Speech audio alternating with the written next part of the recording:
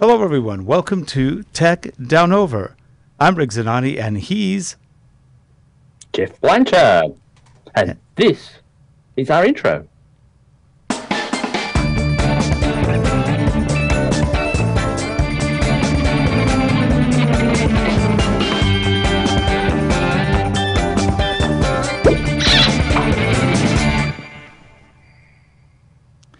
And we are back, and we're actually in the missing guest formation today because we were supposed to have Hugh Brownstone on, but he couldn't make it, I guess.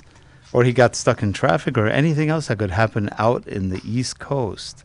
They have a lot more traffic than we do.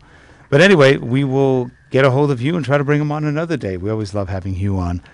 And by the way, he's got a new show. What was it called? What were you thinking of? What were you thinking of? And he did his first show yesterday with Brian Smith, a very world-renowned photographer, a very humble and honest guy. I love that show. That was a good one. It was. I like those sort of things because sometimes you get some shows that are so overproduced, and that on the networks, and that it's just not natural. Where it's just two guys sitting together talking about the subject that they both love. Yep. I really enjoy those ones, and because you get the real true story, and it's all as it is, not sort of edited out a lot. So the story's a different one, but I just really enjoy the format. So well done, Hugh. Yeah, and also there's so many arrogant photographers. I've met my share. They're very snooty. They're very, I'm a photographer. And it's like, get over it. I mean, we're all photographers. So what? But then you get the nice ones, the ones who are, award winners, Pulitzer Prize winners, and they're humble. They don't say I'm the best there is and forget my camera. It's really me, my eye. It's a combination of everything. And I love guys like that who just are very upfront about how they got a shot that they didn't even see. I think that's happened to all of us. For example, Geoff, haven't you taken pictures that when you go back and look at them and go, my gosh, I didn't realize I took that shot that nicely? And it surprises you because you don't expect that. That's right. And the thing is, sometimes you go out to take a picture of something, and the one you look at that you took a picture of is horrible. and another one that you didn't care two hoots about that you thought was rubbish turns out to be the shot you keep. I know, it's amazing. I wasn't looking at that, or you take something wrong, and that's the better shot. But I'm still in the belief that, like everything, and I've started, so I don't get caught up on this, that some people in this world that are just natural at things, and you've just got to live with that and understand that no matter how much training, no matter what equipment, no matter what you put into it, some people are just naturals. And that's true. For example, we've had, I'll tell you, we've had like some beginning graphic artists who are still going to school, and we've used them as interns. And I've told one or two of them, and not to be negative, I would just say, you don't have the eye. The graphic artist eye, it's hard to acquire it. You're either kind of born with it, or it's very hard to really develop a fake graphic eye. And sometimes they get it, and sometimes they don't. They'll say, well, yeah, you're probably right. Or you'll get I think I'm great. Well, good. It's good you think you're great, because you may not have a lot of other people who agree with you. And it's just because you want to do something doesn't mean you're good at it. And because I struggle as well. Like I do, I like to use like Adobe InDesign and designing things like that. It takes me a lot longer than other people. And it's not the interface. I know how to use InDesign, but I'm never too sure. Well, does that look right? Has it been designed right? I haven't quite got that designer eye. Maybe I have, but I don't trust it. But where some people can just say, "Oh, well, throw this on here, do this, do that," and they're done with it in a few hours. Whereas I'll take 3 or 4 hours just stumbling. Should I put it in this column, or will that look right there? You and I both have a friend, Leva, who is a professor. She was an engineering professor, and then started teaching about 10, 12 years ago multimedia. And she's not a graphic artist per se in terms of cranking out graphics, but she's an excellent teacher of graphic arts. Yeah, definitely. So it says we've all got our niche in life, but I tend to think I've got my fingers in a lot of things, and I can do a lot of things, but I'm not an expert really in anything. Yeah, but you know what? We've got Harold here sitting around. Do you want to get on the show? But I think in this day and age, sure, you're best to be a all-rounder than an expert in one thing, because in one thing you get keyholed into that. But hey, I enjoy that. And so now with looking at all the, while looking at Hugh's show this week and that, I saw him doing the series on the Leica. You said you had a look at that, didn't you? I did, and you know what I liked about it? I could care less about Leica. It never interested me my dad had a Leica Flex growing up, and I was like, who cares? It just never really appealed to me that much. I didn't even know they had a mirrorless camera until I saw his show. And of course, it's a $6,000, $7,000 mirrorless camera. It's not cheap. And I was thinking, the way he talked about Leica was interesting because he put it back into the perspective of their history. Yeah. And all of a sudden I went, I didn't know that. Well, that's interesting. And so I wrote him a note, actually. I said, how dare you? How dare you ruin my opinions about Leica? How dare you make me watch something I have no interest in and wind up loving it? So. I'm glad you said that, because when I just asked that question, that was exactly what I was going to say. I had no interest in that Leica camera, but you put it in such a way I was interested, and I'm never going to buy one, but it was quite interesting. Yeah, and that's what I like about Hugh. He's a very good storyteller. Yes, he is, and that's what I want to ask him next time. How does he do it? And I think that's where I get back to that being a natural. He's a natural storyteller.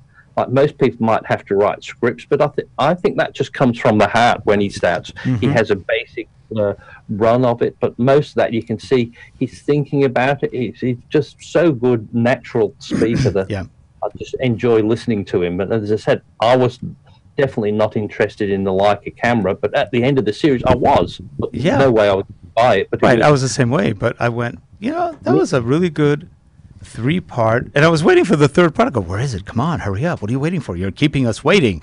It was a good third part. I mean, all parts were very interesting, and it's amazing what that company went through between the wars, between this and that, the changes in technology, and how they've really kept up, but, they're not as common as some of the other ones. Now, you and I shoot Panasonic. We use Leica lenses. They're all in the Panasonics, and they're Leica design, but Panasonic builds them to the spec, and they're great lenses. If you look at how well they shoot and how fast they are, those are great lenses. And so Leica's still around. It's just that they're more of a niche market than they used to be. What I just don't understand, like I bought the Panasonic FZ1000. And then I saw the FZ1000, exactly the same one, but in a Leica. What was it different? I don't know. It was really different, but a proper Leica. You're right. You mentioned that. And it was a lot more expensive, right? Yeah. So it looked exactly the same. But was it a full frame camera, though? I don't know. It was the same same specs and that as the FZ1000, but it was the Leica version of it. It was mirrorless? No, mirrorless with the flip out and things. But I'm sure. I thought, how is that? Is they just the with the Leica name on it? And they must have an arrangement to sell in different areas or to duplicate some of the, because the lenses like the Nocticron is also a full frame lens that they have a Nocticron, and they have some of the other ones that are also full frame, but then they have the Micro Four Thirds version. And boy, they're great lenses. The micro contrast on those lenses, the sharpness. They're beautiful. The bokeh, the beautiful bokeh that those lenses reproduce, they're great. Really, really nice. We were talking a lot about cameras, and, I was going from Panasonic, kind of getting fed up with the bad focus problems, to going to Sony. And we bought 2 Sony full framers and the A6500. And I like the Sony a lot. They take gorgeous pictures. Their video is good and the focus is good. And I don't mind it, but they have some limitations that Panasonic doesn't have. For example, on the GH5, you have unlimited shooting. No heating of ever. You don't even have to worry about it. I think the GH5 GH5S is only 30 minutes, if I'm not wrong. I don't know if it's unlimited. I think it's only 30 minutes. And the G9 is 30 minutes. They could have easily made those unlimited, but they didn't. I think they didn't want to compete against themselves. Yeah, I think the H in the GH, that stands for hybrid. So those are supposed to be their hybrid, crossover photo video cameras. Yeah. That's why they specifically delimit the recording time on those ones. And that's Harold Muliati, who just joined us because Hugh didn't. And we said, well, Harold's here. Let's have Harold join in. And now with that, again, Rick, I'm still tossing up because I saw Peter Gregg did the GH5 and the A7 III, and they kept flicking between or having one side one and one side the other. And the GH5, I could hardly pick the difference. There's maybe a bit more of a crop, but not that much. But I'm still leaning towards the Panasonic with the things that a bit all round. But I don't think I would get the GH5S. I would get the G9. I love the G9, the pictures, the quality. And the problem with the GH5S, it's only 12 megapixels. So your photos are going to be a little more limited in the size if you want. I'll just get the GH5. I think that's. And the GH5 is great too. It also takes, but the problem with the GH5, they really do need to do another firmware fix. They really need to fix the focus. For most things, it works well, but if you're really doing a lot of follow focus, they really need to fix it. It just changes too much. It's always pulsing, looking for, here you are. There's Geoff. I got you. Oh, wait a minute. What's that? Ooh, that's pretty. Oh, wait. Let's go back to Geoff. Hey, what's that over there? So it does too much of that still. And you'd think they probably should be able to just fix it in firmware because the G9 has a similar sensor, right? They're all the same sensor. Every one of them. Well, no, there are slight differences. It is a new sensor on the G9. Okay. It is a different sensor on the GH5S, but they're similar. Oh. They're pretty similar. So they shouldn't have too much of an issue. And the G9 has better focus than the GH5, and the GH5S has better focus than both of them. So they know how to do it. But then there's one thing that makes me, I'll probably end up with the Sony A7 III, mainly because it's something totally different. Whereas I've got a Panasonic with a flip-out viewfinder, and I can put up with the 30 minutes record on the Sony, but it will be different. And it's got the 20. It'll be a full-frame camera, so I can put up with some of the limitations. But if you start looking, you look at everything, and no matter which one you pick, there's a limitation. Right. And then the only thing I hate about being over here sometimes is I can't even see an A7 III, an A7R III in real life. I have yet to see one. And by the time I get to see one, you've already shown me a next one I need to get. And the A8 III is now out. Yeah. And so by the time it's available here and I can go out and buy it, you've already bought yours and you've sold your other ones, and there's something better, and then I have to wait again. Same with the GH5, and then look, Geoff, look how much better this one is. Yeah. Hey, Geoff, you just got the GH5. Have you seen the GH6? It's really cool. Yeah, exactly. Then the next thing is when I know the moment I get my Sony A7 III, then Rick, we've gone to Nikon. I'm sorry. Nikon. No, I've been down that road. I'm not going back. I like the Nikon, and it did take good pictures. I didn't think the video was that great. And they don't even have any decent mirrorless. And frankly, DSLRs, okay, Geoff, what do you think? Do you think the DSLR is basically dead? Well, to me, people these days, they're doing a lot more videos as well, aren't they? So the video quality is becoming more important. And now I think they've got just to that right point where with the 24 megapixel for the picture, it's like they said, that's all you need. Really. You could do a 32-inch poster easily with that, a 36-inch poster. Unless you're doing huge things. But if you do, you get something. It doesn't matter if you're producing these huge posters, buying $5 or $6 grand for a camera is nothing for you. No. If you want that. And then you probably want something even better than the slightly better ones. To me, a DSLR without an electronic viewfinder is totally useless. Because if I go to my Panasonics or Sonys, I see exactly what I'm shooting when I shoot it. When I shoot with a DSLR, I have no freaking idea what I'm actually going to shoot. I have an idea where I'm pointing, but I have no idea what it looked like because all I see is not even my correct exposure or anything else. It makes no sense. To me, it's useless. Have you seen one of the features you've got on your Sony? Which one? There's a feature on your Sony that stops you from seeing what's the actual exposure. Have you seen that? No. Because sometimes one of the problems with that is you can turn it off to do that. You can. There is a setting. Yeah. Sometimes you want to overexpose it and underexpose it. So there's a thing on there that just shows you what the scene is, no matter what the setting you've done. Right. So some people think, oh no, I want to be able to do that and still see the subject. Yep. Well, still can. They have thought about that on these electronic viewfinders. And those are people who are basically kind of Amish. They don't want to move on. The Luddites, they don't want to move on to the new tech. No, I don't want an electronic viewfinder. My life will change. And mind you, I mean, you and I have shot with non-electronic viewfinders, and we lived with it because there was nothing better in those days. But to stay there and say, this is so much better, you're BSing yourself. They're lying. It's not better. You don't know what you're shooting. You don't see your exposure. It makes a big difference when you can see everything you're doing. And some people will say, well, as a real photographer, I picture in my mind what it'll look like. Well, what if you've got Alzheimer's? Huh? Yeah, come on. It's sort of BS-y. Let's face it. And all these digital cameras with that, if most of those people say, oh, we don't need the electronic viewfinder, how many of them just take the picture and leave it? Oh, no, they don't. They go and have a look at the at the screen, what they took, to see what it turned out. Right, right. So the chimping. Yeah. I always find it's a bit like sometimes we have protests sometimes here of cyclists protesting against motor cars, and there's rally in the city.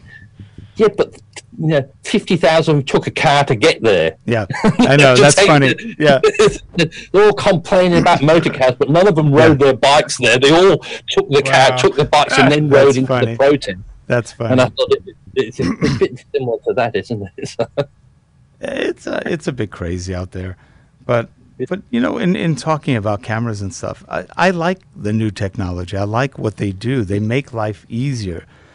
You can be an average photographer and become a lot better with the right tools because it helps you. And, I hear a lot of people saying, well, some people will not do Photoshop or will not do Lightroom because it didn't come out of camera exactly like that. And that's fair. If you have the ability to take a shot and never go to Lightroom, perfect. I don't go to Lightroom often. I rarely do that, partly because I'm lazy and partly because most of the shots are either good or they're not. If I take good shots, I'm happy. If I don't, well, I'll delete it. I don't want to spend hours fixing a shot that just wasn't worth that much to me. Or just take it, if you can take it clean out of the camera. Now, Geoff, do you use Photoshop or Lightroom, or do you pretty much what you take is what you keep? I use Lightroom more so because I shoot RAW. Okay. Yeah. And that's the thing, because with JPEGs, they do a lot of the things, and yes, that'll come out probably okay. Yeah. But I just usually shoot RAW. But I tend not to change them too much because I'm the same thing. Yes, you can fix some things up, but if you fix it too much, well, that's half the battle. You should be taking a decent picture in the first place. So, have you? I don't. If you maybe just get a bit of the shadows or something that you might not have seen, but when you change a dull sky into a nice, brilliant, deep blue sky just by some settings, that's not the real world. So Ken Wheeler, last night, Ken Wheeler on one of his podcasts was saying that he was talking about a book and some other people, and he was saying, shoot with the camera, create light in the camera, create dark outside, in the software, and in essence, what he's saying is, use the camera for your dynamic range, for everything it can do. Light accordingly. Don't use your aperture to darken scenes up, because then you lose all of the highlights that you could have. So he said, and then you shoot RAW, and then you fix it later on if you have to. It's going to be a lot cleaner, and you won't lose all of that, 12, 13, 14, 15 stops of dynamic range, depending on the camera. And that made sense because I usually try to do shutter or ISO to light, unless you're outdoors, which is kind of tough, or use a neutral density filter. That won't kill your aperture. And then you still retain a lot of control over all of the shadows, which can really make a big difference in the quality of the picture you're taking. And then most of the cameras these days, well, all of them, you can shoot RAW and JPEG, so you've got a whole slew of ones ready to go. So if you don't want to go into there, you don't need to. You just pick one that you like out of your JPEGs and say, oh, I'll go and have a look at that in Lightroom. Got the raw file, but that's what I used to shoot a lot was with the JPEGs as well. So then you've got something to go through. I've really got to get to that stage where I go through my photos and do something with them. I've got loads you take and you don't put them anywhere. So have you ever used or tried Capture One? Sorry, what's that? Have you ever used or tried Capture One instead of Lightroom? No, I haven't. No. I've played with it once, about 3 years ago, and it was nice. I liked it. I have to probably buy it. It looks like a really good product. To me, it looked a little easier than Lightroom, or I guess the interface was a little cleaner.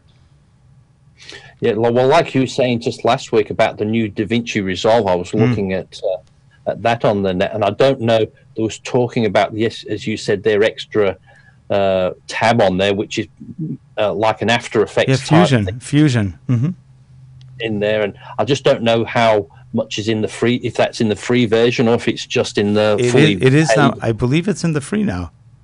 But it's the way that they were doing it, that seemed quite easy, the way you just layered the effects and just tie them together and switch them on and off. It looked quite easy because, yes, After Effects does wonderful things, but really it is a steep learning curve to get it done. So many layers and you have to do so much, and that seemed to do things just so much easier. So, now, I found out recently that Blackmagic Designs is an Australian company. Well, that's what I thought. I thought they were English at first because no, they're Australian. I go, interesting. What's the DaVinci Resolve worth if we buy it? What's that worth? I know the basic one. I think it's about $9. If you buy the full version, the only thing it buys you is cinema. And we don't do cinema really, so everything else is covered in the free version. Yeah, and that's what I thought. There's no need to. It's $9.95, by the way. I think $995. I thought it was about $1,000, but for a program that's out there for free for the majority, and let's face, most of the people, you don't want all the flashy things, and no.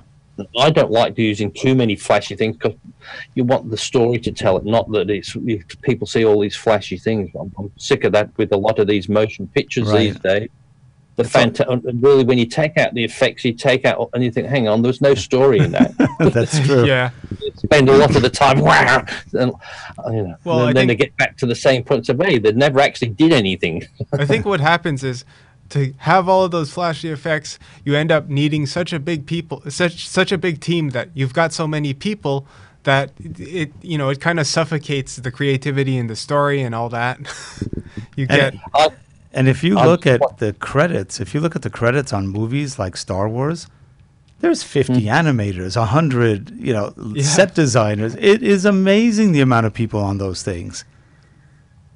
And I just watched a film the other week. One of my favourites was a Rex Harrison film, the Ghost and Mrs. Muir. Oh yeah, that was a great one. And I thought, how cheap would that been to make? They just had a house and a camera and a few scenes, and that's all it was. And then just two people talking pretty much all the time. It was not much. But you know what the real problem with that movie was with Rex Harrison? They had to make the house translucent. They never worked on the people. It was just the house. Just made that. That's right. But I thought at that time their biggest effect in there was, double expose, making him fading him over the top of the existing film. Right. That was their special effect. Yeah, and that was done film on film. But even I used to do that as a kid. Remember, you get on a tripod, take a picture, then you were overexpose it, and then jump in front of it, and then you'd be a ghost in front of it. Yep. We thought, oh, that's fantastic! You can ghost. It's pretty cool because you didn't have to move the film forward. But what we had to do, we had to take the film, and then you had to go back, rewind it, and take it again. Yep. On the film, but then you didn't know it worked until you got it all processed and wrecked everything else on it. Yeah, that was cool. Those are fun things to do.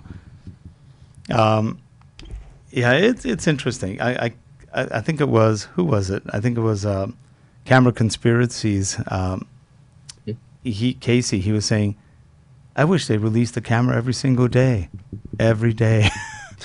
and you know, sometimes I think we almost get that way. We're just waiting for the next one to see if it's better than what we have. And you know, I don't know. There's 3 or 4 leaders in the field. I don't think they're going to change anytime soon. You know, you've got Canon, who still leads. I mean, Canon, shrinking as it's shrinking, it's still bigger than everybody else combined, which is pretty amazing. You've got Nikon, which is still dying slowly but surely, and they're still hanging in there. You've got Sony, which is coming on really strong for everybody. They've got great tech, but the ergonomics is still pretty lousy. And you've got Panasonic. That's probably the next really big one, which is really in the mid-range, is doing an incredible job. And those cameras can do more than very expensive cameras can do.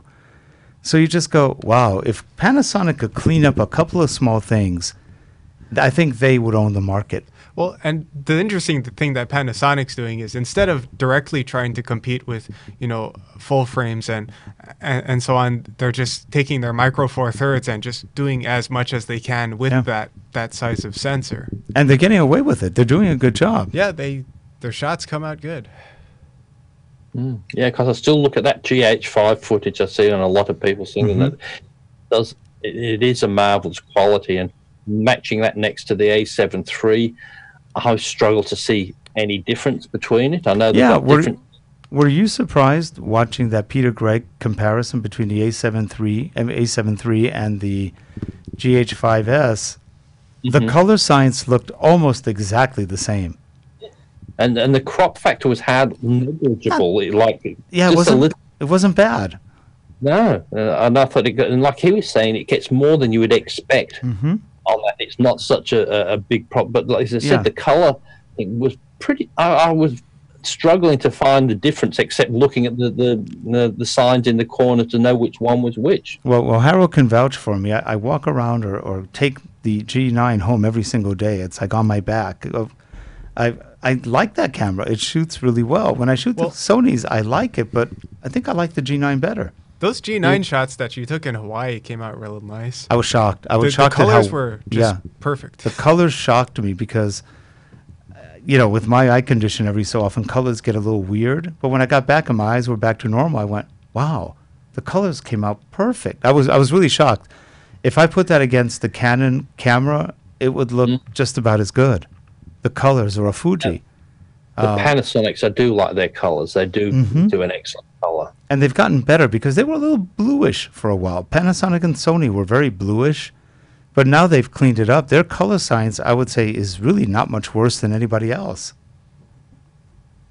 But I've always liked, because we said before, Sony's always had, Panasonic's always had that cooler look, that you know, that deeper, cooler look, on that blue type look. Even in the early days of cathode ray tube TVs, you match them against they were cool.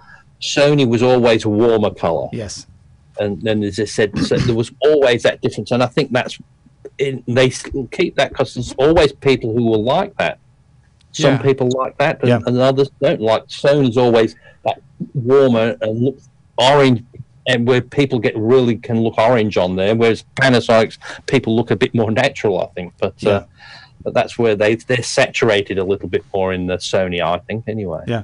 So it'll be interesting to see what happens if anything really shocking else comes out this year. There are rumors that Canon may have a mirrorless camera, but knowing Canon, they will do everything possible to make it limited. Because if they do a full-frame mirrorless, what's it going to compete against? And how are they going to price it? Are they going to price it? I mean, now with Sony coming out with full frames for $2,000 with full functionality, unlike like a Canon 6D Mark II, which is like, it's really fun. You know, Canon's going to wind up in trouble, even if they have good products. And I do like Canon, but they've all these people like us who are criticizing Canon, Canon, frickin' wake up. We like you, but you're ruining it. But the thing is with Canon as well, if they were able to have their mirrorless camera that took all their lenses without an adapter, right, that would be a thing, and do the same like the A7 III, but there you can use all your Canon glass. Yeah, but you know what? The Canon glass is slow compared to the Sony and the Panasonic. That's what I said. They can't do that. The glass is slow. It doesn't focus as fast. It's not bad, but it's just not as fast. And the lenses for the prices are too expensive to get a 2.8 lens, whereas everybody else is doing 1.2, 1.4. Wow, what a difference! The glass is so much faster on Sony and or Panasonic's. Panasonic's a very fast glass. And with Canon, it's not duck duck duck duck duck duck duck duck duck. No, it's like duck duck duck duck duck. And Panasonic and Sony beat it. Now, mind you, the Sony lenses are very expensive. You are paying a premium. They're beautiful, but you are paying a lot of money for them. I saw that cost for the 24 to 105, the 24 to 70 was nearly as much as the A7 III itself. I know. You're almost $2,000, about $1,800, I think, for a normal 24 to 70, and that's expensive. Yeah, but they said they're darn good lenses. But as I said, you can't look. You've got to say, well, there's no point going the cheap way for that because. No, but Tamron will be coming out with a Sony mount, 25 to 78, I think. For $799. Oh, gee, that'd be good. Now that would be worth it. Yeah, Tamrons are nice. They're not the fastest, but they're pretty darn nice. And I think that was going to be I don't know if that's going to be an f2.8 or an f4. I'm not sure. But we still managed to go over our time again today. We did. Anyway, well, hey, you showed up, and so we were good to go. Hugh, we'll figure out what happened to Hugh. I don't know. He's usually really good about showing up, so we'll find out. Must have gotten stuck in something, but Hugh, we'll bird dog you some more to get you on again. And other than that, you have a great weekend, Geoff. Okay, you too. And we'll see you guys next week. Bye-bye. Thanks.